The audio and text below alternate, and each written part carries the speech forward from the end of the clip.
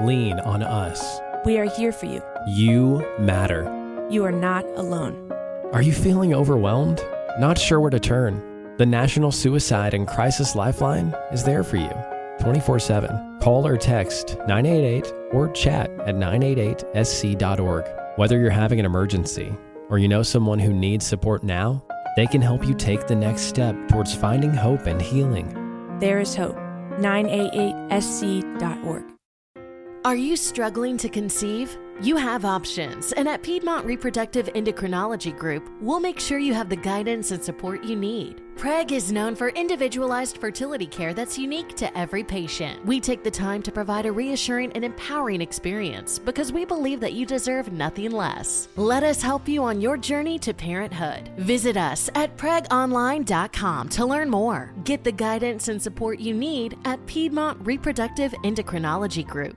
Hey, everyone, and welcome back to another edition of Local Leaders, the podcast. And you may recognize this guy sitting across from me. He's been a fixture in Livingston Parish for a little while. Three-term parish president Layton Ricks is joining us. First of all, welcome. Thank you, sir. Good morning. My goal for this podcast was basically to get an overview of everything you've kind of accomplished and done for Livingston Parish over these past 12 years now. One thing unique to our parish is it ain't always been easy for you. Let's say that.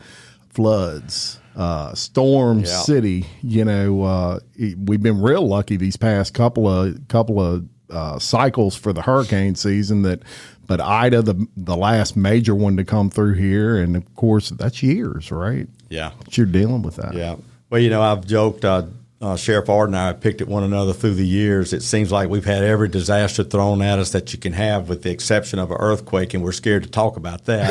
So we certainly don't want that. No, we don't. And I can't think of a better partner to have through these disasters than what he has been. Yes. But we have, and it's been very, it's emotional to the point that it's just unbelievable. The 2016 flood, I don't know that any of us will ever completely get past that emotionally.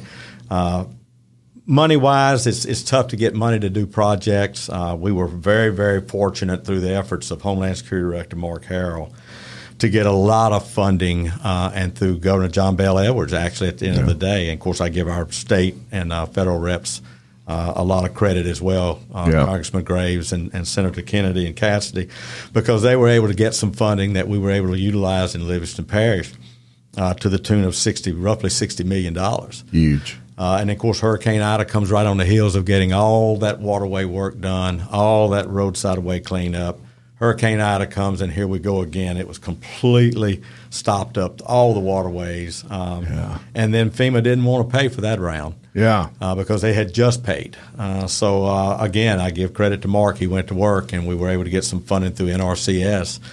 And we were about wrapped up most of that waterway cleanup now. Absolutely. And to the tune of another $30-40 million worth. That's fantastic. There's a lot of money that's required, a lot of red tape you go through to get it, and you got to know what you're doing to get it. And having someone like him had made a big difference for not only for me, but obviously for Livingston Parish. Yeah, it really has. And people may not realize it's a fight. The money's available, but getting it in your hands, whole nother story. They don't just turn those millions and millions of dollars over.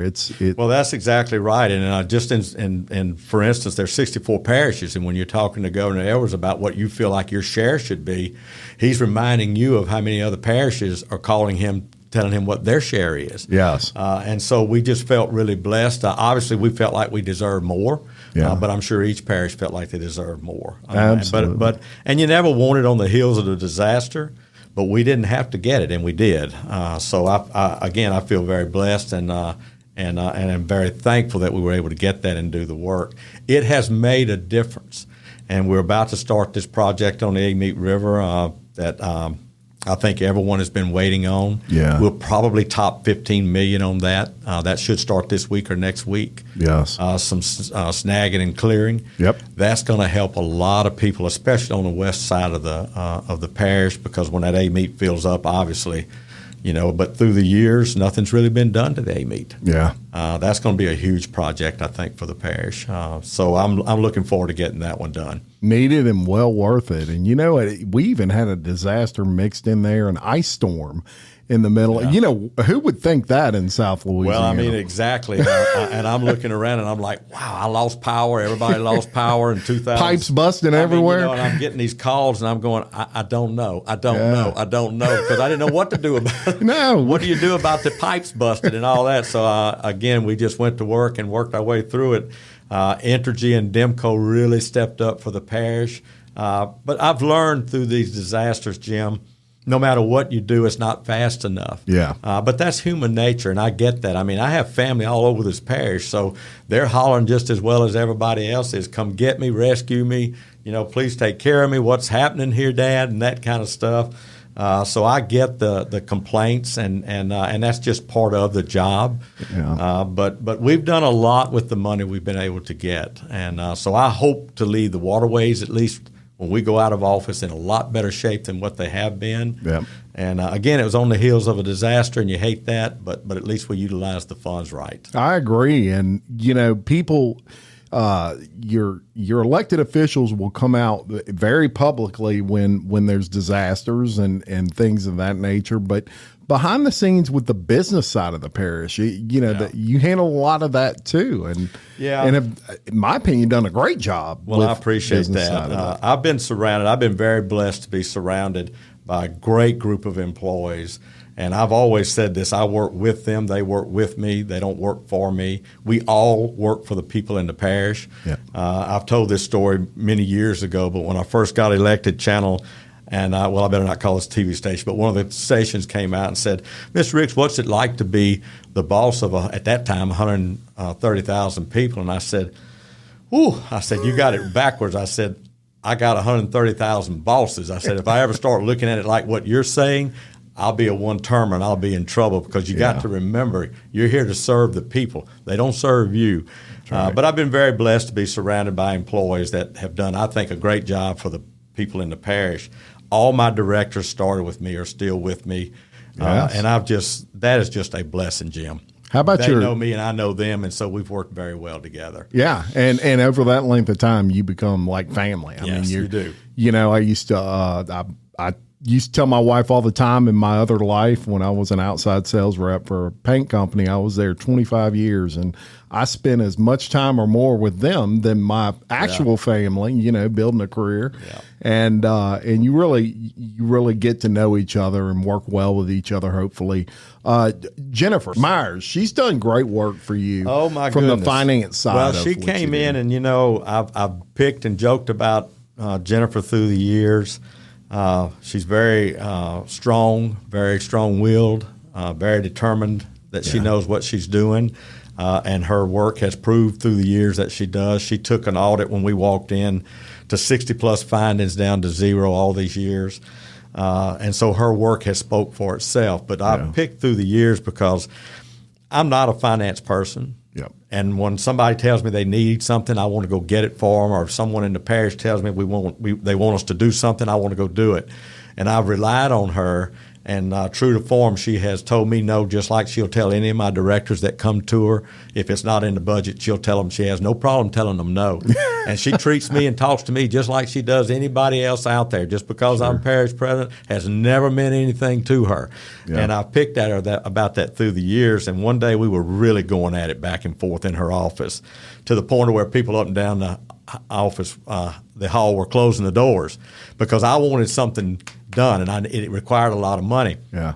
And she reminded me of why I wasn't going to get that money to do what I had wanted done. And it got loud, not ugly, but loud. Sure. And at some point I stopped and I said, Jennifer, one of these days I'm going to come across this desk. And she looked up at me without batting an eye or wasting a second, said, come on, I ain't whooped nobody's butt in a long time. And I looked at her and I started laughing at that point. Of course, she started laughing and everybody up and down the hall started laughing because everybody was hearing us. Yeah. But that's Jennifer. Yeah. And I've picked at her about that through the years. I love her to death. She has absolutely done a remarkable job in finances because politics means nothing to her. Yeah. Who you are means nothing to her. it's all about the numbers, all Yes. about the spreadsheets, and all about the right and wrong. And she understands and knows that. She worked for the CPA firm for 3 years prior to coming out there that audited the parish. Yeah. So she sort of had a leg up on what was going on with the finances, and she knew how to handle it. And she has just done an awesome job. Fantastic. A really good job. And that's like Sam in DPW. Yeah. Sam was on the police jury system. He was a former parish councilman. He was a builder. He's been in the development issues through his private life. So he understood how to talk to people and work with people and get things done. He's been awesome as well. All my directors have. Yeah. They have done a great job. And it's made my job a lot easier. 100%. And you've always done a good job of crediting your staff with. Well, they deserve it. They really do. And look, I would not have been, quote, successful had they not done the job and the kind of job they've done. I take the blame if they mess up, which is very rare. And of course, I get the credit, but I give them the credit when they do good. But the guy at the top has to kind of, you're sort of the general at the top of the heap, but I let them do their job. Yeah. That's the difference. I don't micromanage. I'm not an engineer. I'm not a finance director. I'm not an attorney.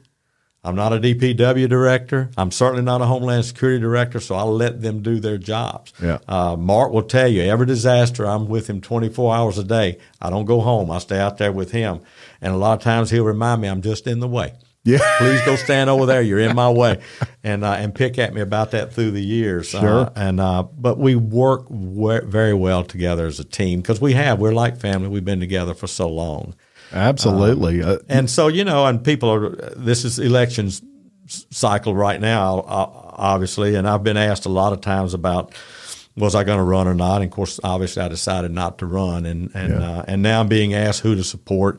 I'm going to let the people decide who they want to support. Sure. Either one of these guys. They're both councilmen. I work with them. We'll work with them afterwards if they need me to, or get out of their way if they need me to. Whatever they need me to do.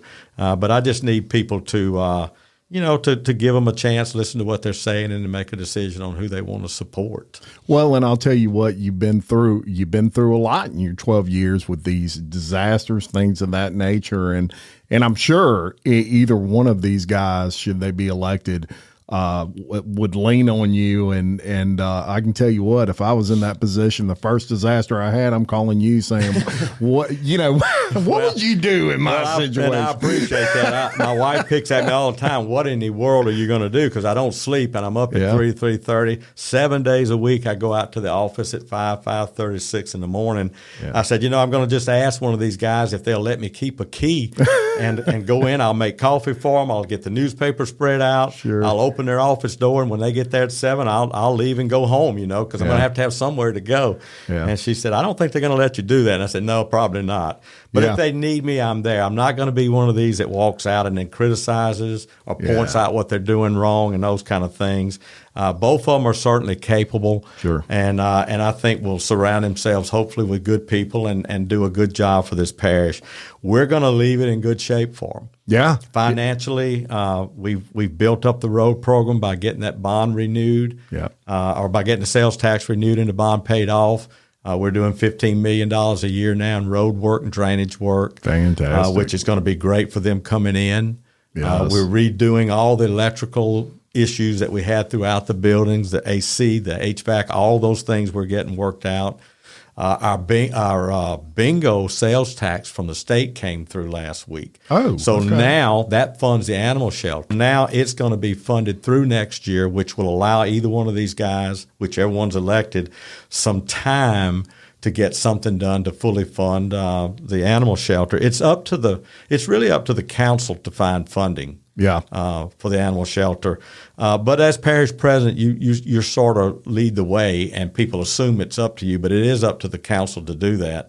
But this gives them some room and some time to do that, whether it be, people don't want to pay another tax, but whatever mechanism they come up with to fund it, this will give them some time Absolutely. to do that. And so I was very thankful for that. And a concern, one thing I do want to ask you, well, kind of a multifold question. This is the first election in which, in a while, that you haven't, at this point in the process with early voting coming up on the 30th. I mean, it's right around the corner. It's been a while since you haven't been campaigning during this time. How's that been for you? A relief or just strange? I was kind of getting, to be honest with you, I felt like I was kind of getting pulled in the middle because I think there were a lot of people that was hoping I would get back in or would get in the race and qualify, which kind of led these two guys to be a little bit leery about whether I was going to do that or not. And so I was getting kind of bashed in the media a little bit about, of course, the subdivision, the zoning issue, creating a little bit of a difference between us in case I decided to run again, I guess. And I kept making it clear I'm not running. Yeah. And then I think one of them thought, well, maybe he's going to help the other guy and maybe endorse one or the other one. And so I was getting pulled in the middle to the point I told my wife, God, I should have just went on and run. I feel like I'm in a campaign when I'm not even running, when I really had hoped to just be able to relax the last 6 months of this year and kind of enjoy all the things that we've accomplished through the years and really set the stage for these guys, whichever one comes in, to hit the ground running. Yeah. But it's settled down now that qualifying is over, and obviously I just didn't run. And I'm not going to endorse either one of these candidates because I don't think it's fair to the other one. And I do work with both of these guys. Right. And I've said this before. Mr. Ard works, Jeff's dad works for me. Yep. And Randy's wife, Dee Dee, works for me. She's one of the permit director. And they both have been there for a long time. So I didn't want to get in the middle of them. Right. And I think a lot of people too kind of felt like maybe they could help push me to getting back in the race. I didn't want to do that either. I'm ready to go home.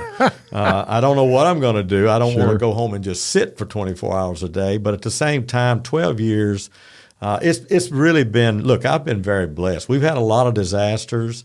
That's true. But we've had a lot of good things happen through the parish, and we've had a lot of growth. Cook Road Extension is one of those that keeps coming up because it actually won't be able to be driven on, I don't think, until the spring of 2025. But it started back in 2008, 2011, 2012. We hit the ground running with it when we got elected, and it's under construction. Yes. Some 12, that was a big deal. I mean, look, there have not been any bridge work. We're on our 22nd bridge that we're replacing or redoing. Wow. And we didn't even know about that program when we ran in 2011. Yeah. And in 2012, the state told us, said, look, y'all are about to lose the funding for the state bridge program. What are you talking about? We didn't have a clue. Yeah. And they reminded us of some funding that had never been utilized. Well, we've tapped into it every year. And so we're on our 22nd bridge now. Wow. And people don't, I mean, a lot of this stuff I don't go out and talk a lot about, but it's things that we've been able to get accomplished. And the Juba North Extension is underway. That's going to be one of those roads. Now, it's probably going to be another 8 to 10 years before it's done. But you got to start the process. Got to start somewhere. We've started it. Yeah. And our local delegation has helped with funding, capital outlay, throughout capital outlay. We've had a lot of help from all across the parish in probably every aspect of the work we've done throughout the parish. We've had a lot of volunteers that have pitched in disasters that's helped us through those. Sure. As well as obviously all the groups that you call in. And so we've worked well, I think, with parish and state and federal officials. We've been to D.C. several times. I've got a great relationship with most of our delegation. And very important. So it's important to have that. It's important in this position to understand you're not going to get everything you want. And a lot of times that's very frustrating. Sure. The thing that I had to learn that I still have to have trouble with, Jim, is that in parish government, state government, local government, it takes forever to get something done, even when everybody's on board with it. Well, in parish, as a parish president, you really can only do so much. People assume you can wave a magic wand, make things happen, or by the same token, stop things from happening. And it's just not that simple. You have a check-balance system, and that's called the legislative body, which is the council. And so you have to go through all these different processes to get stuff done. But even when everybody agrees, then you got funding sources you have to get approved through, and all sorts of red tape to get stuff done. Sure. So it's not simple. It's not easy. And the good news for both of these guys that are running for the people in the parish is both of them are aware of that because they're on the council. Yeah. So they know that it takes a while to get things done, and hopefully they'll have the patience to endure that and work with the council to get it done. I've been blessed with this council. Yes. We work very well together by and large. What differences we've had, we've been able to work through for the most part. My first term was pretty tough with things with that council. We got through a lot of that. These last 2 terms have been, of course, we didn't have an opponent in either election, and that was nice. Yeah. But the council itself has been great. Yeah, that's always great. Have been good to work with, and we've gotten a lot of things done. And I have to give the council credit because they have supported us by and large. And we've only done 2 or 3 different vetoes through the years, and they've not overridden those. Sure. And so we've been very. Did you miss your deadline to renew your Medicaid coverage? You can still send your completed annual review form to Healthy Connections Medicaid. You may be assigned to another health plan, but you can ask to come back to First Choice within 60 days of renewed Medicaid eligibility. It's your family. It's your choice. First Choice is the right choice. Renew and choose us. Visit selecthealthofsc.com/renew to learn more. Hey guys, it is Ryan. I'm not sure if you know this about me, but I'm a bit of a fun fanatic when I can. I like to work, but I like fun too. It's a thing. And now the truth is out there. I can tell you about my favorite place to have fun. Chumba Casino. They have hundreds of social casino style games to choose from with new games released each week. You can play for free anytime, anywhere. And each day brings a new chance to collect daily bonuses. So join me in the fun. Sign up now at ChumbaCasino.com. No purchase necessary. VGW. Void where prohibited by law. See terms and conditions. 18+. Trying to do everything we can to work with the council on things that, because here's the difference. A lot of times the council has a group of people in front of them that are pushing and shoving on them to do something. Yes. And so they'll get with their counterparts and get that done. Well, I may or may not agree necessarily as parish president. Sure. But unless it's just really something that I think is going to cause an issue, I'll support it because I know it's what they want to do. Yeah. And I know I know what it's like to have that group of people in front of them. The moratorium was one of those issues where I knew the first moratorium was going to cause us a lot of problems from a legal standpoint. Our attorneys had already told us that. And so I knew I was going to have to veto it. And I didn't like the length of it. But the second go around, and Mr. Ard came up with an answer for that. They dropped it down to the first meeting or second meeting in January for the new council and the new parish president to make a decision on whether they wanted to move forward.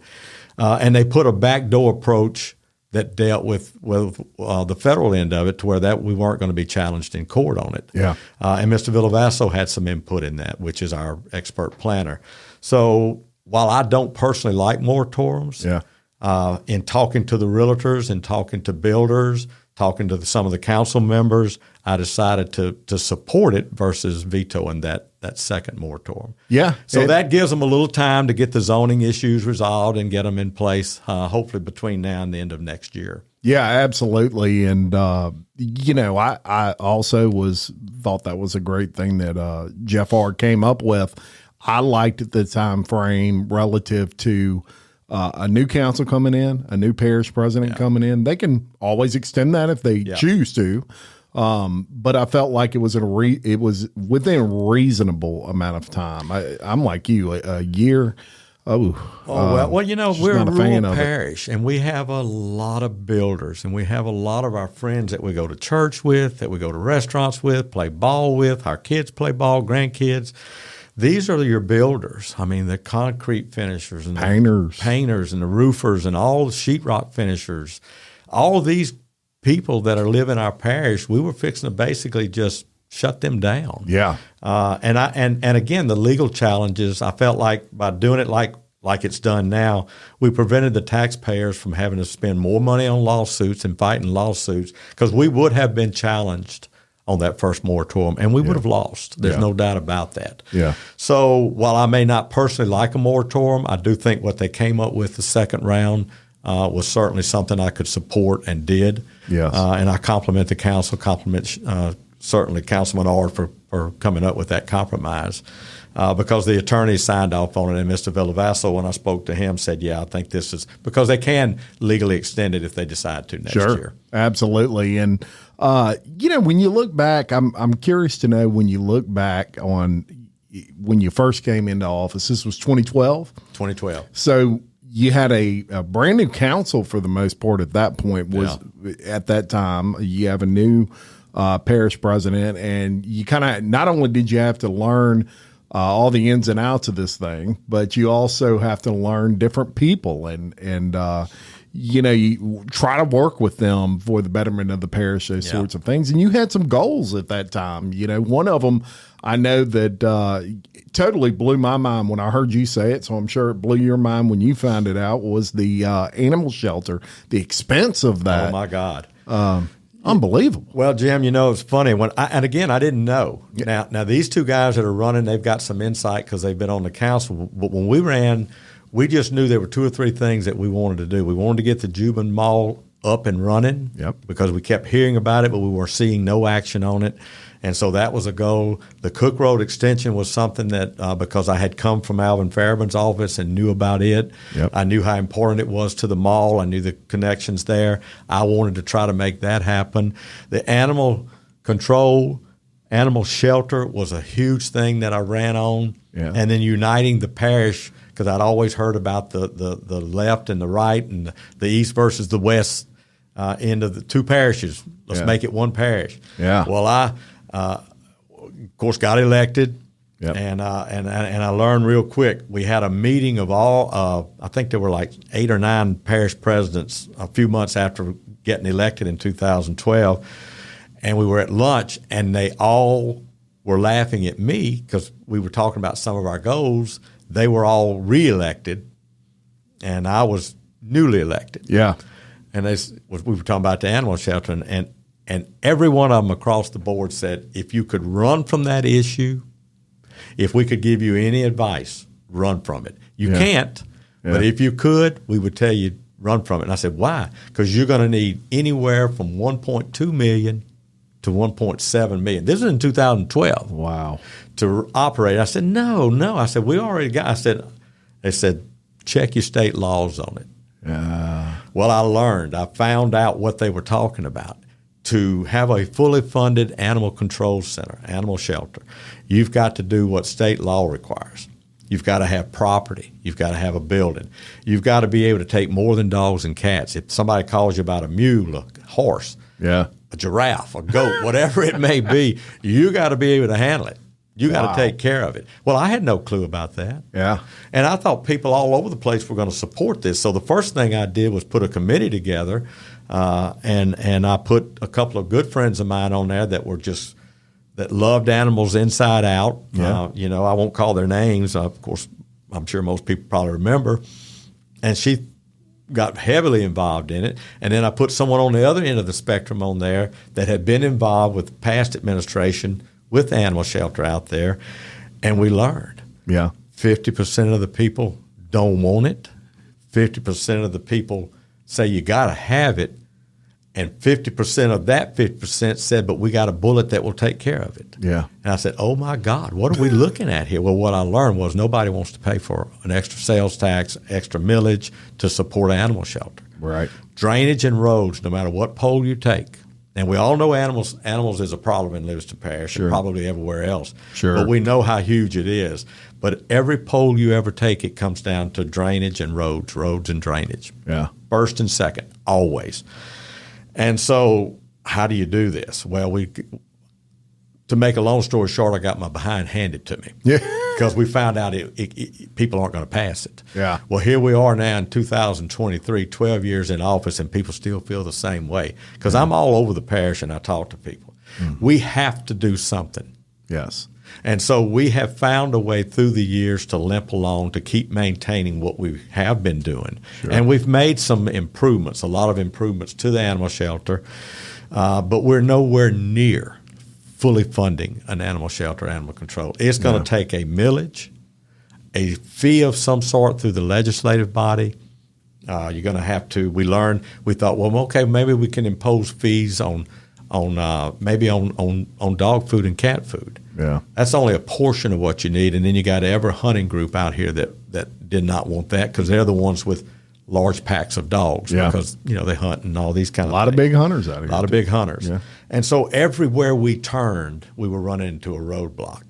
So then we just started finding a way to try to keep going like we were going and hopefully do the best we could. And these two guys are talking about different things too, and I wish them luck and hope that they can do it. That's why I was so excited when the state finally came through with this other tax revenue, because that will at least give them 12 months to try to find some way to get something done. Yeah. And right now both are saying they've got an answer, so I hope they do. And I really do hope they do, because something does have to be done, and I know it does. Yeah. It's not that we didn't care. Right. My administrative assistant, Miss Mary, she is the kind of person that will pick a mosquito up and take it outside versus killing it. Yeah. So don't think I haven't had pressure on me just about every day to do something. Yeah. And we have done some things, but nothing like what needs to be done. But I did run on that, and obviously that still needs to be done. Yeah. The road work, getting the sales tax renewed, we were able to do that. Another thing that I had run on that I was hoping to be able to do was move DPW out from under the road program. Yes. Previous administration had set that up. Well, I now know why they had set it up like that. There was no other funding source to have the kind of DPW department that you really need for potholes and all these other things. Sure. And we've got roughly 60 DPW workers. Jim, we need 120. Yeah.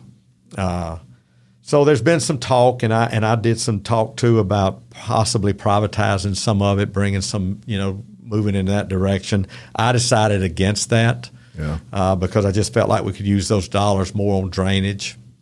And that was another thing that came up on how to maybe take some dollars away from something else to move toward the animal shelter. I'm not willing to take it away from drainage and roads. I just was never willing to do that, because I think we need every dollar. Again, every poll shows that that's primarily what people are concerned about. Not that the other's not important, it is, but that's primary. Yeah. And that's an everyday battle. And I've said this before, out of the $100+ million that we've been able to secure to do drainage work and road work, probably roughly 110, 120 million. If I've not done anything in front of your house, or if I haven't solved the drainage behind your house, as far as you're concerned, I've done nothing with that money. Right. And that's human nature. Now, I'm not pointing blame or fault at anybody. And we haven't done it for everybody. Yeah. We've done everything we could for as many as we could. But that's a battle that will be ongoing in Livingston Parish because of how our landscape is set from now till doomsday. Absolutely. That will never, ever go away. But I think it's important, too, to look at people you're electing across the board, across the state, as representatives, as governor, on down, to hopefully help keep funding sources coming for Livingston Parish. As you know, I stepped out and endorsed Jeff Landry for governor. I did that based on several conversations. I know he will continue to work hard for the people in Livingston Parish. I know he's tough on crime. I don't want to see crime come into our parish, because that hurts us in all kind of different ways. And so I think he's the best man for that job. Yeah. And then there's a lot of other important elections, but I think Jeff will make sure that Livingston Parish can get every dollar it needs, and that's important to me. Even though I'm going out of office, it's going to be important for the people in the parish. Yeah. Because again, while I might not have philosophically agreed with Governor Edwards on all of his decisions, as far as him being a Democrat, me being a Republican, I'm very thankful and very blessed that we had the personal relationship we had, that he funded us out here to the degree that he did, because he didn't have to. Right. Remember, and a lot of people don't understand this, they hear a lot of you congressmen and senators talk about funding and money they're getting from Washington, D.C. to the state of Louisiana. But in most cases, the governor gets to decide at the end of the day where that money goes and what direction and how it's split.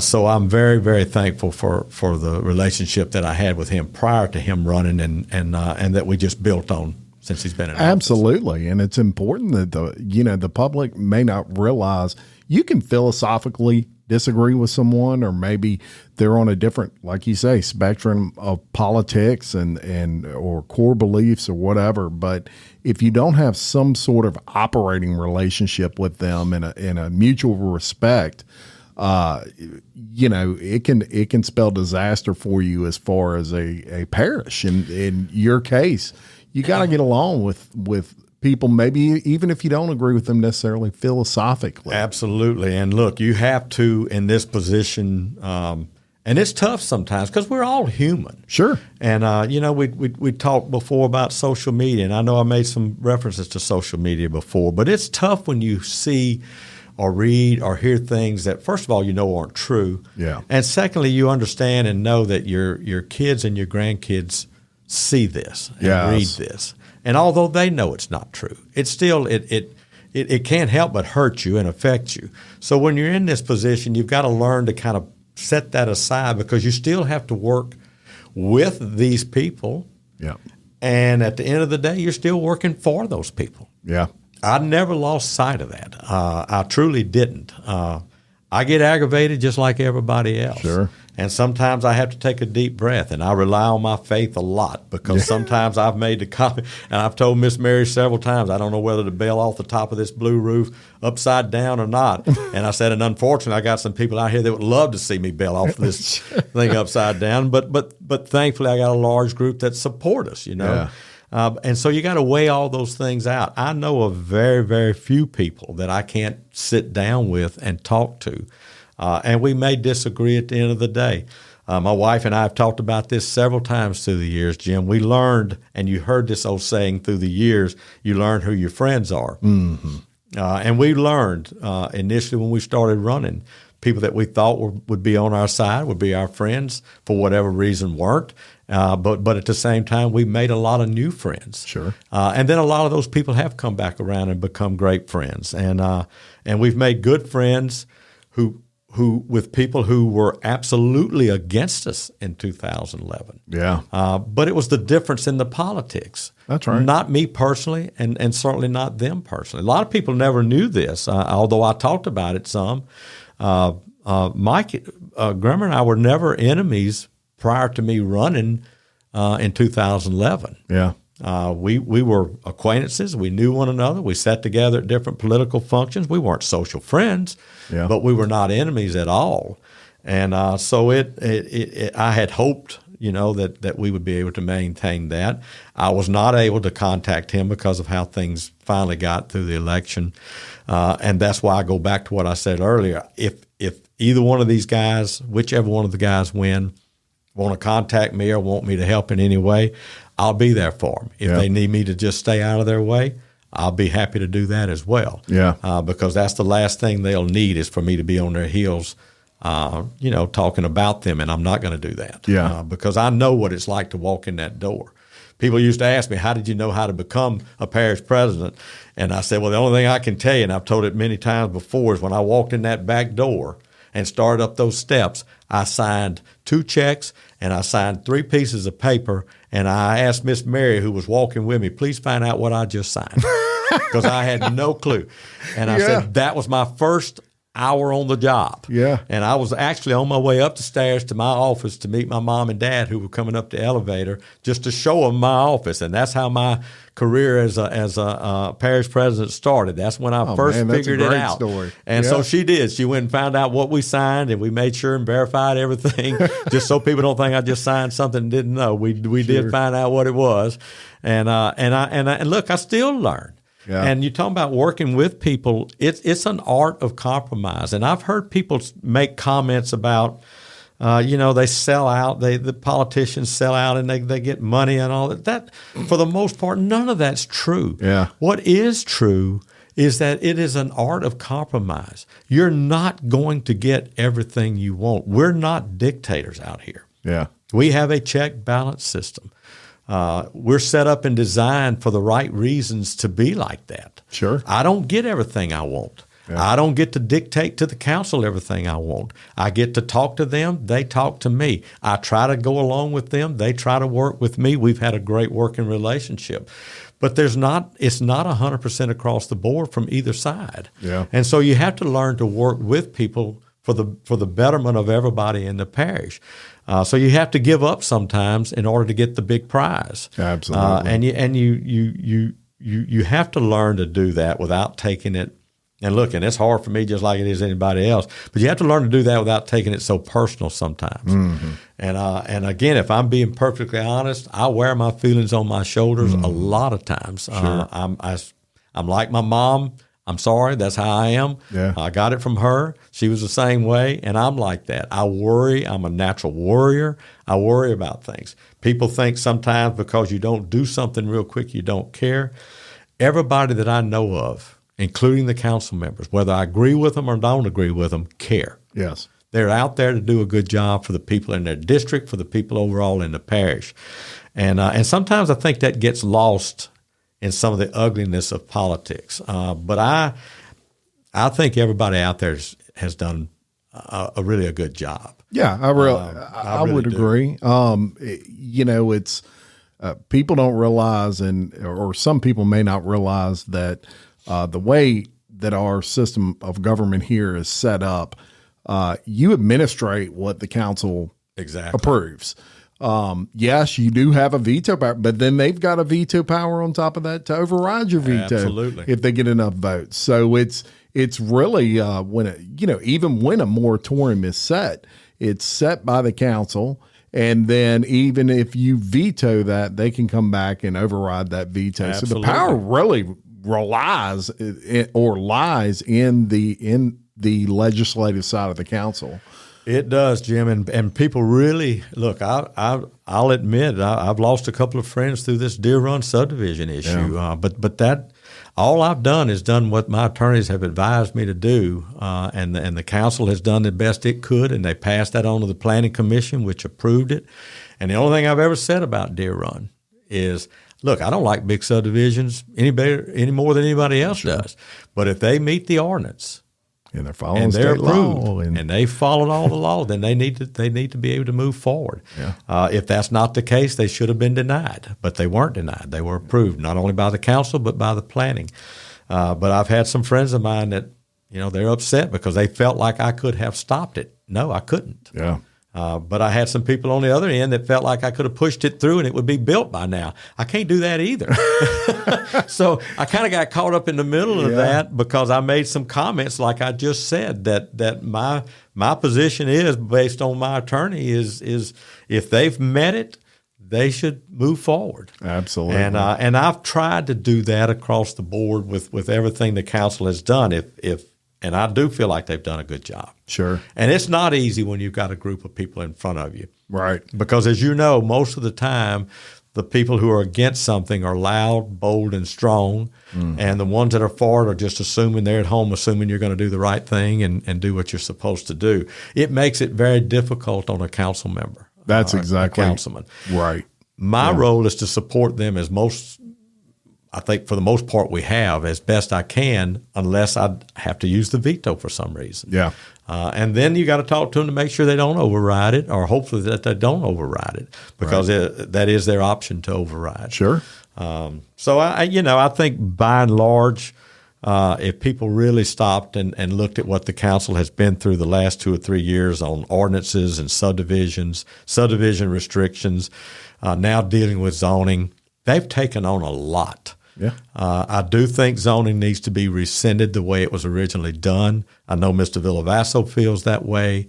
I don't know that they're going to do it. That, again, is a council decision. Sure. But I do think they need to do that so that it can't be challenged in court. Yeah. Let Mr. Villavasso get it in place, working with planning. He's in the process of doing that now. I've asked him to do what he knows he needs to do to make this as bulletproof as he possibly can. Yeah. Don't do it my way. Don't do it her way. Don't do it his way. Do it the way you know it's supposed to be done. And he has basically assured me he would do it no other way than that. Yeah. Or he won't be here. So, and I appreciate that about him.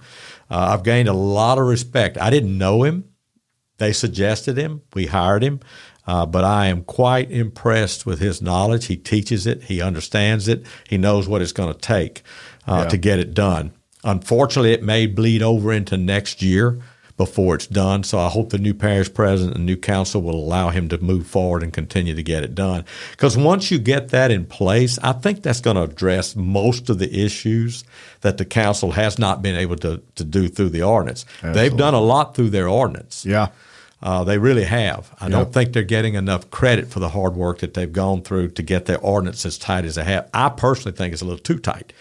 But under the circumstances, look, That's a strong ordinance. It's a strong ordinance. And I give them credit for working through it, compromising, and coming up with an ordinance that I think addresses a lot of issues for growth. Well, you have to grow. Yeah. Look, you don't have to grow at a rapid rate, but it's like any business. And I've talked to a lot of builders. I've talked to a lot of business owners. I've talked to a lot of members of the chamber and got their input on a lot of this stuff. And for the most part, have agreed. I mean, it's like any business. You either stagnate and die or you continue to grow. Yeah. But like anybody, if you run into roadblocks, you got to back up and punt and regroup and go again. But you don't just shut it down. You don't just stop. You find a way to do it and do it responsible. And I think that's what the council is in the process and has done with their ordinance, and I think they're in the process of getting it done with zoning now.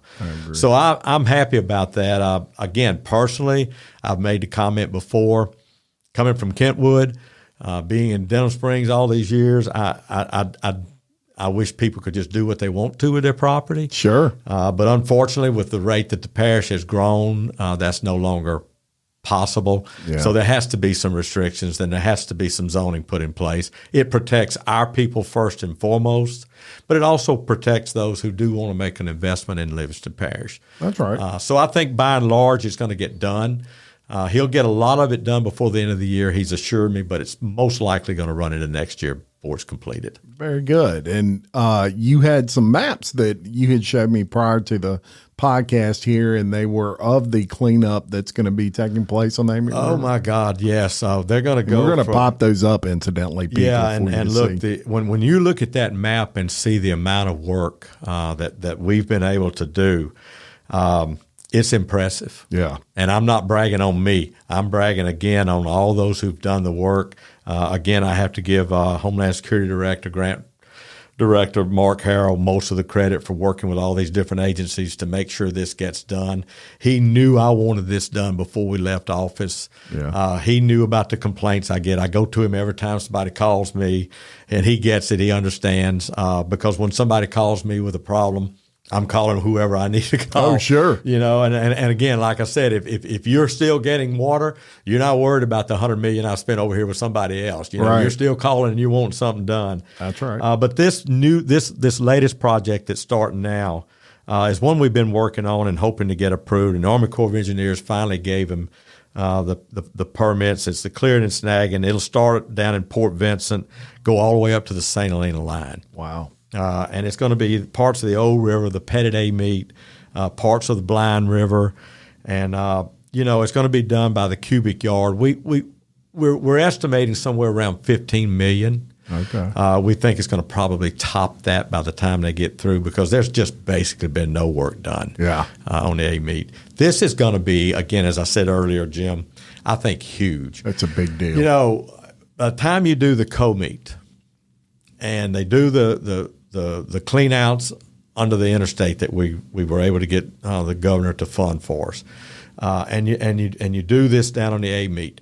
Even if you reduce the flooding by 6 inches, do you know how many people's homes got water an inch, 3 inches, 4 or 5 inches? Where 6 inches don't sound like a lot, 3 inches don't sound like a lot, it's huge for a lot of people. Sure. We all know our flood insurance rates are going up. We can't get them to back down off of that yet. So every dollar we can save people by having to repair their homes and all these other things, I think is well spent. Absolutely. So this I think is a huge project for the parish. Yeah, I agree, and it'll take a little while to get all that cleaned out and everything. But like you say, virtually no work's been done on that end, and something that a heck of a thing to start as you're going out as kind of a crescendo to so many things. Well, we've got a lot going on, and a lot of it will not be completed before I get out of office. But that's okay. We know we've gotten it going and gotten it started, and it's all for the people anyway. Yeah. So, but what it will do is help the new guy coming in to hit the ground running and hopefully be very successful. And I've always said this, you want to leave it better than you found it. We're doing that. I'm convinced of that. And I hope the next one that comes in will leave it better than he's found it when he steps out of office. Yeah, don't mess it all up. Well, I don't want to say it like that, but yeah, I mean, take it and run with it and do even more than what we've done. And look, there comes a point in time, I'm tired. I mean, Sure. My health is still good, and all people ask all the time, has the cancer come back? No, I'm healthy. I feel good. But I did just turn 69, and I want to spend time with my wife and grandkids without having to leave, and of course the day in and day out stress of worrying about the parish all day, every day. And that's, again, some people have the ability not to worry. I'm a natural worrier, as I said earlier, so I do worry about it. There may be a few people that would disagree with me on that, but I do, believe it or not. And I'm always concerned. I mean, anytime you get a phone call of a problem or an issue, it worries me and it concerns me. And so we try to make sure we take care of all of that the best we can. Yeah. And so to not have that on me is going to be nice. Yeah. Yeah. Well, I personally feel like you've done a great job. Y'all have had things thrown at you since you've been in office that thank God we had people in positions that we had them in at that point in time in this parish that could handle that. And I mean that flood was no joke. No, it wasn't. It wasn't. Folks, if you lived through that and you were here during that time, it was like nothing you've ever seen in your life. Look, Jim, Mark and I have talked about this, and we'll both break down talking about it when we talk about it with each other. I saw this get to Mark where I've seen all these other things not, but after several days, it was tearing us up. Yeah. Because it was just so much. It was so much of it, and we were having to move so many people. But I tell you what I did see, and I half picking and half joking, but very serious at the same time.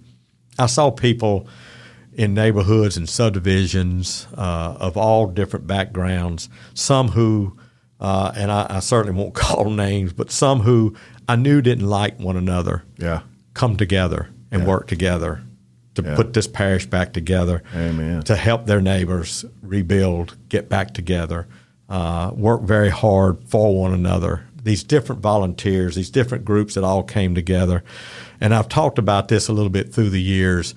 When you watch in the EOC what goes on in a disaster, what really is frustrating and is aggravating, and I understand it's human nature, when you're hurting and you've lost and you're sitting out here not knowing what people are doing to help you, you just wonder what are they doing. But when you're in the EOC and you're watching how people operate, all the different agencies, the Sheriff's Department, the National Guard, the Red Cross, the different church volunteers, our employees around the clock, my wife with me around the clock out there answering the phones, and I can remember to this day some of the employees saying, "Why are you out here?" I mean, you and she said, "Because I'm out here with my husband helping." Amen. And it's amazing. Yeah, it's amazing really to watch how things get done and to watch Mark operate, directing, and then to see. And I had phone calls from people who were dead set against me in 2011. With their grandkids in the attic. Can you come get us? Yeah. Well, yeah, but will you? What? Yes. Yeah. And who now are friends that thought maybe the politics would prevent us from reacting. You put all that aside in these disasters. Yeah. And that's when you see the good in people. That's when you know that we're all in this together. And God works in mysterious ways. Does he cause these things to make those kind of good things happen? I don't know, but I do know this. You see the good in people when tragedy hits and disasters come, and I've been very blessed. Yeah. Very, very love blessed. It. And I say it all the time, when people ask me about that and that experience, I always tell them it was the worst thing I've ever seen and the most beautiful thing I've ever seen all at the same time. That sums it up. It really does. Thank you for all. My pleasure. All Thank you've you for done having me. Thank you for having me this morning for this parish. Well, I appreciate that. Thank you. And again, I give credit to all my employees. They have been wonderful to work with all these years. I think we're going out on a high note, Jim. And leaving it better than we found it, and that's been our goal. That's all we can ask for. Yeah. I appreciate you. You're a friend to me. Thank you. I appreciate that. And we will see you next time on Local Leaders, the podcast. Remember to love your community, support local business, and keep leading. Thank you. Thank you, sir. God bless you. With the Lucky Land Slots, you can get lucky just about anywhere. This is your captain speaking. We've got clear runway and the weather's fine, but we're just going to circle up here a while and get lucky. No, nothing like that. It's just these cash prizes add up quick. So I suggest you sit back, keep your tray table upright, and start getting lucky. Play for free at LuckyLandSlots.com. Are you feeling lucky? No purchase necessary. Void where prohibited by law. 18+ terms and conditions apply. See website for details. Hello, it is Ryan, and I was on a flight the other day playing one of my favorite social spin slot games on ChumbaCasino.com. I looked over at the person sitting next to me, and you know what they were doing?